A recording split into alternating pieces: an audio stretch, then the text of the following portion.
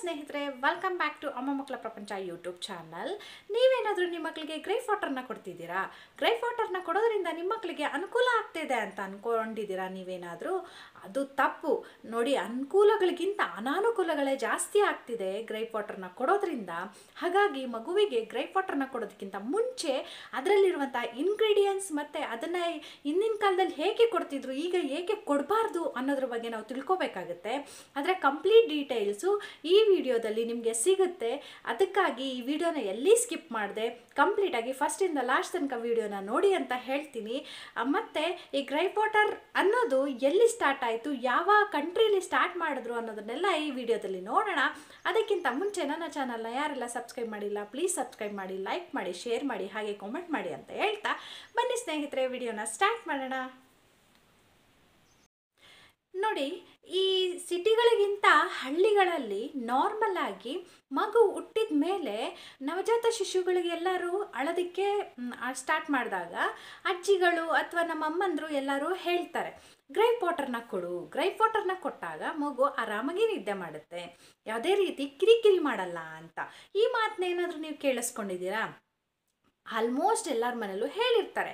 ಆದರೆ grape water ಬಗ್ಗೆ ತಿಳ್ಕೊಂಡಿರೋರು ಯಾರೋ ಒಬ್ರು ಮಗುವಿಗೆ ಗ್ರೇಪ್ ವಾಟರ್ನ ಕೊಡಲ್ಲ, ಕೊಡಲೂಬಾರ್ದು.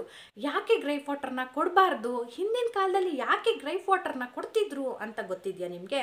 ಹಿಂದಿನ ಕಾಲದಲ್ಲಿ ಏನೇ ತೊಂದರೆ ಆದರೂ ತುಂಬ ಔಷಧಿಗಳು ಇಲ್ಲದೆ ಇರುವ ಕಾರಣ ಈ ಗ್ರೇಪ್ ವಾಟರ್ ಅನ್ನೋದು ಒಂದು ಅಡ್ವರ್ಟೈಸ್ಮೆಂಟ್ ಸ್ಟಾರ್ಟ್ ಆಗುತ್ತೆ ಚಂದನ ವಾಹಿನಿಯಲ್ಲಿ. ಆ ಟೈಮಲ್ಲಿ ಗ್ರೇಪ್ ವಾಟರ್ ಮತ್ತು ನಿರ್ಮಾ ಅಂದರೆ ವಾಷಿಂಗ್ ಪೌಡರ್ ನಿರ್ಮಾ ಅಂತ ಒಂದು ಅಡ್ವರ್ಟೈಸ್ಮೆಂಟ್ ಬರ್ತಿತ್ತು. ಆ ಅಡ್ವರ್ಟೈಸ್ಮೆಂಟ್ನ ನೋಡಿ ಎಲ್ಲ ಹಳ್ಳಿಯ ಜನ ಅಥವಾ ಎಲ್ಲರೂ ಒಂದು ತಾಯಿ ಆದಂತಹ ತಂದೆ ಆದಂತಹವರು ಎಲ್ಲರೂ ಏನು ಮಾಡ್ತಿದ್ರು, ನಮ್ಮ ಮಗು ಅಳ್ತಿದೆ ಅಂದರೆ ಗ್ರೇಪ್ ವಾಟರ್ ಕೊಟ್ಟಾಗ ನಮಗೂ ಆರಾಮಾಗುತ್ತೆ ಅನ್ನೋದನ್ನು ಎಲ್ಲರೂ ಇದು ಮಾಡ್ಕೊಂಡ್ಬಿಟ್ಟಿದ್ರು. ಹಾಗಾಗಿ ಆ ಗ್ರೇಪ್ ವಾಟರ್ ಯಾವಾಗ ಅಡ್ವರ್ಟೈಸ್ಮೆಂಟ್ ತುಂಬ ಚೆನ್ನಾಗಿತ್ತು, ಅಡ್ವರ್ಟೈಸ್ಮೆಂಟ್ನ ನೋಡಿದ್ಮೇಲೆ ಅಲ್ಲಿಂದ ಸ್ಟಾರ್ಟ್ ಆಯಿತು ಏನು ಈ ಗ್ರೇಪ್ ವಾಟರ್ ಅನ್ನುವಂತಹ ಒಂದು ಅಧ್ಯಾಯ. ಅಲ್ಲಿ ಲ್ಯಾಕ್ಸ್ ಆಫ್ ಬೈಯರ್ಸು ಅವರಿಗೆ ಸಿಕ್ಕರು ಅಂತ ಹೇಳಬಹುದು. ಅಲ್ಲಿಂದ ಈ ಗ್ರೇಪ್ ವಾಟರ್ ಜರ್ನಿ ಅನ್ನೋದು ಸ್ಟಾರ್ಟ್ ಆಯಿತು. ಆಮೇಲೆ ಪ್ರತಿಯೊಂದು ಮಗು ಹುಟ್ಟಿದೆ ಅಂತಂದಾಗ ಪ್ರತಿಯೊಂದು ಮನೆಯಲ್ಲೂ ಗ್ರೇಪ್ ವಾಟರ್ ಅನ್ನೋ ಬಾಟಲು ಎಲ್ಲರ ಮನೆಯಲ್ಲೂ ಇರ್ತಿತ್ತು, ಕಂಪ್ಲೀಟಾಗಿ ಗ್ರೇಪ್ ವಾಟರ್ ಇರ್ತಿತ್ತು. ಸೊ ಆಗ ಅಡ್ವರ್ಟೈಸ್ಮೆಂಟಿಂದ ನೋಡಿ ನಾವೆಲ್ಲರೂ ಇನ್ಸ್ಪೈರ್ ಆಗಿ ಸ್ಟಾರ್ಟ್ ಮಾಡಿದ್ವಿ. ಬಟ್ ಇವಾಗ್ಲೂ ನಮಗೆ ಅದ್ರ ಬಗ್ಗೆ ನಾಲೆಜ್ ಇದ್ರೂ ಸಮೇತ ತುಂಬ ಜನ ಗ್ರೇಪ್ ವಾಟರ್ನ ಕೊಡ್ತಿದ್ದೀವಿ. ಆ ಗ್ರೇಪ್ ವಾಟರ್ನ ಸ್ಟಾಪ್ ಮಾಡಬೇಕಾಗುತ್ತೆ. ಬಿಕಾಸ್ ಏಕೆಂದರೆ ನೋಡಿ, ಈ ಗ್ರೇಪ್ ವಾಟರ್ನ USA ಅಲ್ಲಿ ಫಸ್ಟು ಕಂಡುಹಿಡಿದಿದ್ದಂಥದ್ದು, ಅಂದರೆ ಅದನ್ನು ಉತ್ಪತ್ತಿ ಮಾಡಿದ್ದು ಎಲ್ಲಿ ಅಂತಂದರೆ USA ಅಲ್ಲಿ. ಆ US ಅಲ್ಲಿ ಈಗ ಅದನ್ನು ವುಡ್ವಾಸ ಗ್ರೇಪ್ ವಾಟರ್ನ ಬ್ಯಾನ್ ಮಾಡಿದ್ದಾರೆ. ಇದೇನಾದರೂ ನಿಮಗೆ ಗೊತ್ತಾ?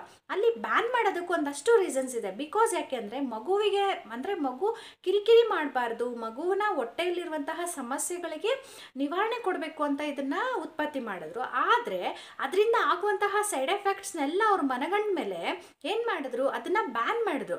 ಬಟ್ ನಮ್ಮ ಇಂಡಿಯಾದಲ್ಲಿ ನಾವು ಇನ್ನೂ ಅದನ್ನ ಕಂಟಿನ್ಯೂ ಮಾಡ್ತಿದ್ದೀವಿ. ಗ್ರೇಪ್ ವಾಟರ್ನ ಒಂದು ಮಗು ಹುಟ್ಟಿದೆ ಮನೇಲಿ ಅಂದಾಗ ಗ್ರೇಪ್ ವಾಟರ್ ಮನೇಲಿ ಸ್ಟಾಕ್ ಇರುತ್ತೆ. ನೋಡಿ, ನಾವು ತಿಳ್ಕೋಬೇಕಾಗಿರುವ ಒಂದು ಅಂಶ ಅಂದರೆ ಗ್ರೇಪ್ ವಾಟರಲ್ಲಿ ಯಾವ್ಯಾವ ಅಂಶ ಇದೆ ಅಂತ. ಹಿಂದಿನ ಕಾಲದಲ್ಲಿ ತುಂಬ ಕಾಯಿಲೆಗಳಿಗೆ ಮೆಡಿಸಿನ್ ಇರ್ತಿರಲಿಲ್ಲ, ಮಗು ಕಿರಿಕಿರಿ ಮಾಡ್ತಿತ್ತು. ವೈದ್ಯಕೀಯ ಕ್ಷೇತ್ರ ಆವಾಗಿನ ಸ್ವಲ್ಪ ಕಡಿಮೆ ಇತ್ತು.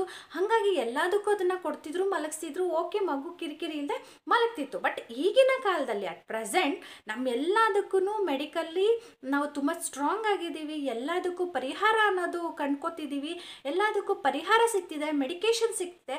ಹಾಗಾಗಿ ನಾವು ಬರೀ ಈಗಲೂ ಯಾಕೆ ಗ್ರೇಪ್ ವಾಟರ್ ಮೊರೆ ಹೋಗಬೇಕು, ಮತ್ತು ಅದರಿಂದ ಆಗುವಂತಹ ಅಡ್ಡ ಪರಿಣಾಮಗಳಿಂದ ನಮ್ಮ ಮಕ್ಕಳನ್ನ ಬಚಾವ್ ಮಾಡ್ಕೋಬೇಕಲ್ವಾ? ಹಾಗಾಗಿ ಗ್ರೇಪ್ ವಾಟರ್ನ ಕೊಡೋದನ್ನ ನಾವು ನಿಲ್ಲಿಸ್ಬೇಕಾಗತ್ತೆ. ಮತ್ತು ಈ ಗ್ರೇಪ್ ವಾಟರಲ್ಲಿ ಯಾವ್ಯಾವೆಲ್ಲ ಅಂಶ ಇದೆ ಅಂತ ನಿಮಗೆ ಗೊತ್ತಾ? ಅದರಲ್ಲಿ ಮೇನ್ ಕಂಟೆಂಟ್ ಸುಕ್ರೋಸ್ ಇರುತ್ತೆ. ಸುಕ್ರೋಸ್ ಅಂದರೆ ಶುಗರ್ ಕಂಟೆಂಟು, ಸುಕ್ರೋಸ್ ಇರುತ್ತೆ. ಮತ್ತು ದಿಲ್ ಆಯಿಲ್ ಅಂತ ಇರುತ್ತೆ. ದಿಲ್ ಆಯಿಲ್ ಅಂದರೆ ಸೋಂಪು ಕಾಳು ಎಣ್ಣೆ ಅಂತ ಕರಿತೀವಿ, ದಿಲ್ ಆಯಿಲ್ ಇರುತ್ತೆ. ಮತ್ತು ಸೋಡಿಯಂ ಬೈಕಾರ್ಬನೇಟ್ ಇರುತ್ತೆ. ನೋಡಿ, ಸೋಡಿಯಂ ಬೈಕಾರ್ಬನೇಟಿಂದ ಮಕ್ಕಳಿಗೆ ಮೂತ್ರ ವಿಸರ್ಜನೆಯಲ್ಲಿ, ಮೂತ್ರ ಜನಕಾಂಗಗಳಲ್ಲಿ, ಕಿಡ್ನೀಸಲ್ಲಿ ಪ್ರಾಬ್ಲಮ್ ಆಗುವಂತಹ ಚಾನ್ಸಸ್ ಇರುತ್ತೆ. ಮತ್ತು ಸುಕ್ರೋಸಿಂದ ತುಂಬ ಡಯಾಬಿಟಿಸ್ ಬರುವಂತಹದ್ದು, BP ಜಾಸ್ತಿ ಆಗುವಂಥದ್ದು, ಒಬೆಸಿಟಿ ಆಗುವಂತಹದ್ದು ತುಂಬ ಹಲವಾರು ಪ್ರಾಬ್ಲಮ್ಸು ಆಗುತ್ತೆ. ಮತ್ತು ಮೇಯ್ನ್ ಇಂಪಾರ್ಟೆಂಟ್ ಆಗಿ ಇದರಲ್ಲಿ ಆಲ್ಕೋಹಾಲ್ ಕಂಟೆಂಟ್ ಇದೆ. ಈ ಆಲ್ಕೋಹಾಲ್ ಕಂಟೆಂಟ್ ಇರೋದ್ರಿಂದ, ಆಲ್ಕೋಹಾಲ್ ಅಂದರೆ ಎಲ್ಲರಿಗೂ ಗೊತ್ತಿರುತ್ತೆ ಸಾರಾಯಿ ಅಂತ. ಸೊ ನೋಡಿ, ಎಲ್ಲ ಮಿಶ್ರಣ ಇರುವಂತಹ ನಾವು ಗ್ರೈಪ್ ವಾಟರ್ನ ನಾರ್ಮಲ್ ಆಗಿ ಮಗುಗೆ ಕೊಡ್ತೀವಿ. ಮಗು ಏನು ಮಾಡುತ್ತೆ, ಕಿರಿಕಿರಿ ಮಾಡುವಾಗ ನಾವು ಆ ಗ್ರೈಪ್ ವಾಟರ್ನ ಬೇಬಿಗೆ ಹಾಕಿದಾಗ ಅದು ಆರಾಮಾಗಿ ನಿದ್ದೆ ಮಾಡಿಬಿಡುತ್ತೆ. ದೊಡ್ಡವರೇ ಈಗ ಆಲ್ಕೋಹಾಲ್ನ ಯಾರೆಲ್ಲ ತಗೋತಾರೋ ಅವರೇ ಚೆನ್ನಾಗಿ ನಿದ್ದೆ ಮಾಡಬೇಕಾದ್ರೆ ಇನ್ನು ಎಳೆ ಕಂದಮ್ಮ ಅದಕ್ಕೆ ಆಲ್ಕೋಹಾಲ್ ಕಂಟೆಂಟ್ ನಾವು ಕೊಟ್ಟಿದ್ದೀವಿ ಅಂದಾಗ ಆರಾಮಾಗಿ ಕಿರಿಕಿರಿ ಇಲ್ಲದೆ ನಿದ್ದೆ ಮಾಡುತ್ತೆ ಅಲ್ವಾ. ಹಾಗಾಗಿ ಈ ಆಲ್ಕೋಹಾಲ್ ಕಂಟೆಂಟ್, ಸುಕ್ರೋಸ್ ಕಂಟೆಂಟ್ ಮತ್ತು ಅದರಲ್ಲಿ ಗ್ರೈಪ್ ವಾಟರಲ್ಲಿ ಪ್ರಿಸರ್ವೇಟಿವ್ಸ್ ಇರುತ್ತೆ. ನೀವು ಅದರಲ್ಲಿ ಎಕ್ಸ್ಪೈರಿ ಡೇಟ್ ನೋಡಿರ್ತೀರ, 1 ಇಯರ್ ಟು 2 ಇಯರ್ಸ್ ತನಕ ಎಕ್ಸ್ಪೈರಿ ಡೇಟ್ ಕೊಟ್ಟಿರ್ತಾರೆ. ಸೊ 1 ಇಯರ್ ಟು 2 ಇಯರ್ಸ್ ಅಂದರೆ ನಾವು ಮಕ್ಕಳಿಗೆ ಪ್ರತಿದಿನ ಕೊಡುವಂತಹ ಹಾಲನ್ನೇ ಚೆನ್ನಾಗಿ ಕಾಯಿಸಿಟ್ಟಾಗ 24 ಅವರ್ಸ್ ಇರುತ್ತೆ. ಫ್ರಿಜ್ಜಲ್ಲಿ ಇಟ್ಟಾಗ ಒಂದು 40 to 48 ಅವರ್ಸ್ 3 ಡೇಸ್ ಇರುತ್ತೆ ಅಂತ ಇಟ್ಕೋಬೋದು. ಆ ಹಾಲನ್ನು ನಾವು ಹೊರಗಡೆ ಇಟ್ಟಾಗ ಒಂದು ದಿನಕ್ಕೆ ಅದು ಕೆಡೋಂತಹ ಒಂದು ಸಂದರ್ಭ ಈಗ. ಅಂಥದ್ರಲ್ಲಿ ನಾವು ಡೈಲಿ ಮಗುಗೆ ಕೊಡ್ತಿದ್ದೀವಿ ಏನು, ಗ್ರೈಪ್ ವಾಟರ್. ಆ ಗ್ರೈಪ್ ವಾಟರ್ 2 ಇಯರ್ಸ್ ತನಕ ಇರುತ್ತೆ ಅಂದರೆ ಅದರಲ್ಲಿ ಪ್ರಿಸರ್ವೇಟಿವ್ಸ್ ಆ್ಯಡ್ ಮಾಡಿರ್ತಾರೆ ಅಂತ ಅರ್ಥ ಅಲ್ವಾ. ಪ್ರಿಸರ್ವೇಟಿವ್ಸ್ ಆ್ಯಡ್ ಮಾಡಿರುವಂತಹ ಒಂದು ಮೆಡಿಕೇಷನನ್ನು ನಾವು ಬೇಬಿಗೆ ಪ್ರತಿದಿನ ಕೊಟ್ಟಾಗ ಮಗುವಿನ ಹೆಲ್ತ್ ಅನ್ನೋದು ಎಷ್ಟು ಹಾಳಾಗುತ್ತೆ ಅನ್ನೋದನ್ನು ನಾವು ತಿಳ್ಕೊಬೇಕು ಅಲ್ವಾ. ಬಿಕಾಸ್ ಯಾಕೆ ಅಂದರೆ ಪ್ರಿಸರ್ವೇಟಿವ್ಸ್ನ ನಾವು ಮಕ್ಕಳಿಗೆ ಕೊಡಲೇಬಾರ್ದು. ಅದರಲ್ಲೂ 0 to 6 months ಅನ್ನೋದು ಒಂದು ಡ್ರಾಪು ನೀರು ಸಮೇತ ಮಕ್ಕಳಿಗೆ ಕೊಡಬಾರ್ದು. ತಾಯಿಯ ಎದೆ ಹಾಲನ್ನೇ ಕೊಡಬೇಕು, ಬ್ರೆಸ್ಟ್ ಫೀಡಿಂಗ್. ಬ್ರೆಸ್ಟ್ ಫೀಡಿಂಗ್ ಏನಾದ್ರು ಅಂದರೆ ತಾಯಿ ಎದೆ ಹಾಲು ಇಲ್ಲ ಅಂದಾಗ ಮಾತ್ರ ನಾವು ಫಾರ್ಮುಲಾ ಮಿಲ್ಕ್ನ ಕೊಡ್ತೀವಿ. ಅದು ಬಿಟ್ಟು ಅದೆರಡು ಬಿಟ್ಟು ಬೇರೆ ಯಾವುದೋ ಮೆಡಿಕೇಷನನ್ನು ನಾವು ಡೈಲಿ ಕೊಟ್ಟಾಗ ಮಕ್ಕಳ ಬಾಡಿ ಮೇಲೆ ಎಷ್ಟೆಲ್ಲ ಅಡ್ಡ ಪರಿಣಾಮ ಬೀರುತ್ತೆ ಅಲ್ವಾ. ನೋಡಿ, ಈಗ ಗ್ರೈಪ್ ವಾಟರ್ನ ನೀವು ಯೂಸ್ ಮಾಡ್ತಾ ಬಂದಾಗ ಹಲವಾರು ಸಮಸ್ಯೆಗಳಾಗುತ್ತೆ. ಫಸ್ಟ್ ಪಾಯಿಂಟ್ ಕಾನ್ಸ್ಟಿಪೇಷನ್ ಪ್ರಾಬ್ಲಮ್ ಆಗುತ್ತೆ, ಮತ್ತು ಹೊಟ್ಟೆ ಅಲರ್ಜಿ ಪ್ರಾಬ್ಲಮ್ ಆಗುತ್ತೆ. ಕಾನ್ಸ್ಟಿಪೇಷನ್ ಅಂತಂದರೆ 3 days 4 daysಗೆ ನಾರ್ಮಲ್ ಆಗಿ ಮಗು ಕಕ್ಕ ಮಾಡುವಂಥದ್ದು, ಅದು ಗಟ್ಟಿಯಾಗಿ ಕಕ್ಕ ಮಾಡುವಂತಹ ಪ್ರಾಬ್ಲಮ್ಸ್ ಆಗ್ಬೋದು. ಬ್ಲೀಡಿಂಗು ಸಮೇತ ಕೆಲವೊಂದು ಮಕ್ಕಳಲ್ಲಿ ಆಗಬಹುದು. ಮತ್ತು ಮೇಯ್ನ್ ಇಂಪಾರ್ಟೆಂಟಾಗಿ ಫ್ಯೂಚರಲ್ಲಿ ಮಕ್ಕಳಿಗೆ ಆಟಿಸಮ್ ಅನ್ನೋದು ಒಂದು ಬರೋಂಥ ಚಾನ್ಸಸ್ ಇರುತ್ತೆ. ಬಿಹೇವಿಯರಲ್ ಚೇಂಜಸ್, ಆಟಿಸಮ್ ಅಂದರೆ ಈ ಆಟಿಸಮ್ ಬರುವಂತಹ ಚಾನ್ಸಸ್ ಇರುತ್ತೆ. ಮತ್ತು ಹೊಟ್ಟೆ ಅಲರ್ಜಿ ಆಗುವಂತಹ ಚಾನ್ಸಸ್ ಇರುತ್ತೆ. ಹೊಟ್ಟೆ ಅಲರ್ಜಿ ಆಗಿದೆ ಅಂತ ಅಂದಾಗ ಮಕ್ಕಳಿಗೆ ಕೋಲಿಕ್ ಪೇಯ್ನ್ ಅನ್ನೋದು, ಮತ್ತು ಚೆನ್ನಾಗಿ ಡೈಜೆಷನ್ ಪ್ರಾಬ್ಲಮ್ ಆಗಬಹುದು. ಈ ಥರ ಹಲವಾರು ಪ್ರಾಬ್ಲಮ್ಗಳು ಮಕ್ಕಳಿಗೆ ಬರುತ್ತೆ. ಹಾಗಾಗಿ ನಾವು ದಿನಾಗಲೂ ಗ್ರೈಪ್ ವಾಟರ್ ಕೊಡಬೇಕಾ ಅನ್ನೋದನ್ನು ನಾವೇ ಥಿಂಕ್ ಮಾಡಬೇಕಾಗುತ್ತೆ. ದಯವಿಟ್ಟು ಯಾರು ಗ್ರೈಪ್ ವಾಟರ್ನ ಬೇಬೀಸ್ಗೆ ಕೊಡಬೇಡಿ. ಅದರಲ್ಲಿ ಸುಕ್ರೋಸ್ ಕಂಟೆಂಟ್ ಇರುತ್ತೆ. ನಾವು 1 ಇಯರ್ ತನಕ, 1 ಇಯರ್ ಅಲ್ಲ, ಆಲ್ಮೋಸ್ಟು ಥ್ರೂಔಟು ನಮ್ಮ ಲೈಫ್ ಸ್ಪ್ಯಾನಲ್ಲಿ ನಾವು ಶುಗರ್ನ ಜಾಸ್ತಿ ತೊಗೊಳ್ಳೇಬಾರ್ದು. ಇವಾಗಿನ ಪರಿಸ್ಥಿತಿಲಿ ಅಂದರೆ ನಮ್ಮ ಜನ್ರೇಷನಲ್ಲಿ ಶುಗರ್ನ ತೊಗೋಬಾರ್ದು. ಯಾಕೆಂದರೆ ಅದು ಸ್ಲೋ ಪಾಯ್ಸನ್ ಅಂತ ಕರಿತೀವಿ, ವೈಟ್ ಪಾಯ್ಸನ್ ಅಥವಾ ಸ್ಲೋ ಪಾಯ್ಸನ್ ಅಂತ ಕರಿತೀವಿ. ಅಂತಹ ಸ್ಲೋ ಪಾಯ್ಸನನ್ನು ಹುಟ್ಟಿದಾಗ್ಲಿಂದನೇ ಮಕ್ಕಳಿಗೆ ಕೊಡ್ತಾ ಬಂದಾಗ ಮಗುವಿನ ಫ್ಯೂಚರ್ ಹೇಗಿರುತ್ತೆ ನಾವು ಥಿಂಕ್ ಮಾಡಬೇಕಲ್ವ. ಅಥವಾ ಅವರ ಬಾಡಿ ಬಿಲ್ಡ್ ಆಗುವಂತಹ ಸಮಯದಲ್ಲಿ ನಾವು ಈ ಥರ ಇರುವಂತಹ ಎಲ್ಲ ಫುಡ್ಡನ್ನು ಕೊಟ್ಟಾಗ ಅಥವಾ ಮೆಡಿಕೇಷನನ್ನು ಕೊಟ್ಟಾಗ ಮಗುವಿನ ಮೇಲೆ, ಮಗುವಿನ ಅಂಗಾಂಗಗಳ ಮೇಲೆ ತುಂಬ ಅಡ್ಡ ಪರಿಣಾಮಗಳು ಬೀರುತ್ತೆ ಅನ್ನೋದನ್ನು ನಾವು ಥಿಂಕ್ ಮಾಡಬೇಕಾಗುತ್ತೆ. ಇದನ್ನೆಲ್ಲ ತಿಳ್ಕೊಂಡು ನಾವು ಗ್ರೈಪ್ ವಾಟರ್ನ ಕೊಡೋದನ್ನು ಸ್ಟಾಪ್ ಮಾಡಬೇಕಾಗುತ್ತೆ. ಮತ್ತು ಗ್ರೈಪ್ ವಾಟರ್ ಅನ್ನೋದು ಜಸ್ಟು ಎಮೋಷನ್ ಥರ ಆಗಿಬಿಟ್ಟಿದೆ. ಈಗ ಫಾರ್ ಎಕ್ಸಾಂಪಲ್ ನಮ್ಮಮ್ಮ ನಮಗೆ ಕೊಡ್ತಿದ್ರು, ಈಗ ನಾವು ನಮ್ಮ ಮಕ್ಕಳಿಗೆ ಕೊಡ್ತೀವಿ ಅನ್ನೋ ಥರ ಆಗಿಬಿಟ್ಟಿದೆ. ತುಂಬ ಜನಕ್ಕೆ ಈ ಗ್ರೈಪ್ ವಾಟರ್ನ ಏನಕ್ಕೆ ಕೊಡ್ತೀವಿ, ಏನಕ್ಕೆ ಕೊಡ್ತಿದ್ಯಾ ನೀನು ಗ್ರೈಪ್ ವಾಟರ್ ಅಂತ ಕೇಳಿದ್ರೆ, ನಮ್ಮಮ್ಮ ನನಗೆ ಕೊಡ್ತಿದ್ರು, ನಾನು ನನ್ನ ಮಕ್ಕಳಿಗೆ ಕೊಡ್ತಿದ್ದೀನಿ, ನಮ್ಮ ಅಜ್ಜಿ ನಮ್ಮಮ್ಮಂಗೆ ಕೊಡ್ತಿದ್ರು, ನಮ್ಮಮ್ಮ ನನಗೆ ಕೊಡ್ತಿದ್ರು, ನಾನು ನನ್ನ ಮಕ್ಕಳಿಗೆ ಕೊಡ್ತೀನಿ ಅನ್ನೋ ಉದಾಹರಣೆಗಳನ್ನ ಕೊಡ್ತಿದ್ದಾರೆ. ಬಿಟ್ಟರೆ ಕಂಪ್ಲೀಟಾಗಿ ಏನಕ್ಕೆ ಗ್ರೈಪ್ ವಾಟರ್ನ ಕೊಡ್ತಿದ್ದೀವಿ ಅನ್ನೋದು ಪ್ರತಿಯೊಬ್ಬರಿಗೂ ಗೊತ್ತಿಲ್ಲ. ಗ್ರೈಪ್ ವಾಟರ್ನ ಕೊಡೋದ್ರಿಂದ ಅಡ್ಡ ಪರಿಣಾಮಗಳನ್ನೆಲ್ಲ ತಿಳ್ಕೊಂಡಾಗ ನಾವು ಗ್ರೈಪ್ ವಾಟರ್ನ ಕೊಡೋದನ್ನು ನಿಲ್ಲಿಸ್ಬೇಕಾಗುತ್ತೆ. ಗ್ರೈಪ್ ವಾಟರ್ನ ಯಾವುದೇ ಕಾರಣಕ್ಕೂ ಮಕ್ಕಳಿಗೆ ಕೊಡಬೇಡಿ. ಆದರೆ ಮಗುಗೆ ಹೊಟ್ಟೆ ನೋವು ಬಂದಿದೆಯಾ ಅಥವಾ ನಿದ್ದೆ ಮಾಡ್ತಿಲ್ವಾ, ನೋಡಿ ಮಗು ನಿದ್ದೆ ಮಾಡ್ತಿಲ್ಲ ಅನ್ನೋದಕ್ಕೆ ಹಲವಾರು ರೀಸನ್ಸ್ ಇದೆ. ಅಂದರೆ 0 to 3 months ಅಂತೂ ಕೆಲವೊಂದು ಮಕ್ಕಳು 10ರಲ್ಲಿ 2 ಮಕ್ಕಳಿಗೆ ಈ ಥರ ಪ್ರಾಬ್ಲಮ್ಸ್ ಇರುತ್ತೆ.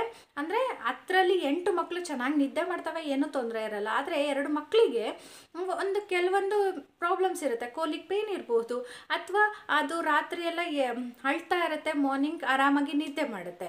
ಸೊ ಇದ್ಯಾವುದೂ ನಾರ್ಮಲ್ ಆಗಿರುವಂತಹ ತೊಂದರೆಗಳು. ಅಂದರೆ ಇದು ತೊಂದರೆನೇ ಅಲ್ಲ, ನಾರ್ಮಲ್ ಬೇಬಿ ನಮ್ಮ ಪರಿಸರಕ್ಕೆ, ಎನ್ವಿರಾನ್ಮೆಂಟ್ಗೆ, ಹೊಟ್ಟೆಯಲ್ಲಿ, ತಾಯಿಯ ಹೊಟ್ಟೆಯಲ್ಲಿ ಮಗು 9 ತಿಂಗಳು ಇದ್ದಾಗ ತಾಯಿ ಬೆಳಗ್ಗೆ ಎಲ್ಲ ಆ್ಯಕ್ಟಿವ್ ಆಗಿರ್ತಾಳೆ.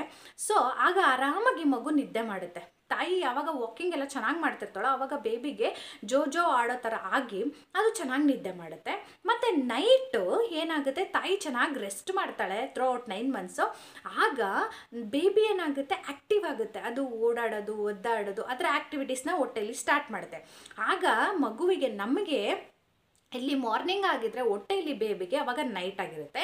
ಮತ್ತು ನೈಟು ನಮಗೆ ನೈಟ್ ಇಲ್ಲ ಆಗಿದ್ರೆ ಬೇಬಿಗೆ ಹೊಟ್ಟೆಯಲ್ಲಿ ಮಾರ್ನಿಂಗ್ ಆಗಿರುತ್ತೆ.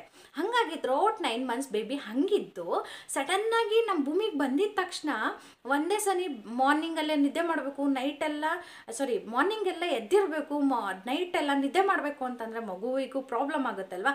ಆ ಮಗುವಿಗೂ ಒಂದು 3 ಮಂತ್ಸ್ ಬೇಕಾಗುತ್ತೆ ಈ ನಮ್ಮ ಎನ್ವಿರಾನ್ಮೆಂಟ್ಗೆ ಅಡ್ಜಸ್ಟ್ ಆಗೋಕ್ಕೆ. ಅಲ್ಲಿ ತನಕ ನಾವು ತಾಳ್ಮೆಯಿಂದ ಇದ್ದು ಈ ಥರ ಯಾವುದೇ ಮೆಡಿಸಿನ್ಸ್ನ ಕೊಡದೆ ನಾವು ನೋಡ್ಕೋಬೇಕಾಗತ್ತೆ. ಹಾಗಾಗಿ ಈ ಗ್ರೈಪ್ ವಾಟರಿಂದ ಏನೇನೆಲ್ಲ ತೊಂದರೆ ಇದೆ ಅನ್ನೋದು ಗೊತ್ತಾಯಿತು. ಅದರಲ್ಲಿ ಇರುವಂತಹ ಎಷ್ಟೊಂದು ಪ್ರಿಸರ್ವೇಟಿವ್ಸು ಮಕ್ಕಳಿಗೆ ಕೊಡಲೇಬಾರ್ದು.